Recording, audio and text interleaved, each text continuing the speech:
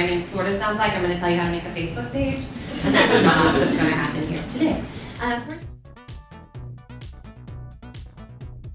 Personal branding is really, I just recently found a quote, simply become who you are, right? You know, leadership, business, technology, things along those lines. And it's very rare, especially in DC. The fashion industry is just emerging slowly, and I've been seeing it in the last 5 years. It's been incredible. If you understand personal branding and you understand how to get yourself out there in the world, you're sharing art and style, and you're bringing something new into the world, which is really what personal branding is all about. I was thinking about this. There are basic elements of business, and I bet that a lot of people in fashion or any of the arts are challenged by the fact that they're very artistic. But what they're going to have to do to be successful is also implement a business mindset into the work that they do, and so I think that'll be the challenge. Graduated, they thought they knew what they wanted, then they did it, then they hated it, and then they were like, oh my god, now what am I going to do? And they think everybody else is succeeding and they're failing. And then they freak out, and then they put all this pressure on themselves, like, don't. I just want to congratulate them on an amazing first conference. I think it's a great idea. Like I said, I think the fashion industry has really emerged in DC, and this is a perfect sign of it, and they're ahead of the game in doing this, and I'm glad that they took the leap of faith to do it. And I'm constantly communicating with them so that I'm in front of them regularly, that when you go to a person-to-person partnership, it does make sense. Does it make sense for whatever you're trying to accomplish that here? And the second thing is, really, you just have to start to foster these relationships. And it's an influence that you can add to your clothing or your designs or your work, something, right? There's something different about you than there is from anyone else in this room. I would like you all to please join me and give a warm round of applause to Cameron Seward. Clay. All right, it's not the best start. So I'm very happy to be in DC. While I speak in the background, you'll see pictures from my book. So if you get bored with what I'm saying, you can look at beautiful pictures from the 20th century of fashion. I think this was a wonderful conference with real depth and sharing of knowledge, and really an audience that was incredibly engaged. I was just in Perth 30 hours ago, and I didn't know what to expect in DC. I didn't even know what I was going to.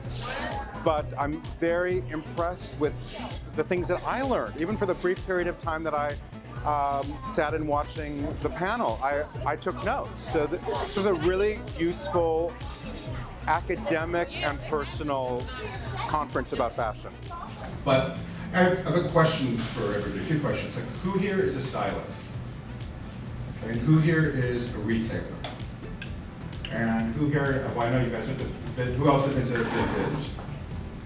Okay, and then like, who are the bloggers? So there's a lot of, everyone's a blogger these days. Well, I think many of the attendees are in the cyber world and may not be as conscious to the personal experience for their consumer or their reader. So it's like a new consciousness. This is our new age philosophy that although you're in a one-dimensional cyber world, it's necessary to break the fourth wall somehow with your reader or your consumer, and bridging both those worlds is not that easy to explain. I mean, there aren't like very clear steps to do that. It's like a consciousness. It's a way of interacting, and I hope that if people take away that kind of awareness, then mission has been successful. DC, where the way you look as a politician is just as important as the way you speak. People like you are helping elevate the image of the city, and certainly our First Lady is an example of being the most fashionable woman on the planet and the most influential woman on the planet when it comes to fashion. So it kind of all trickles down. So we are all in the right city after all.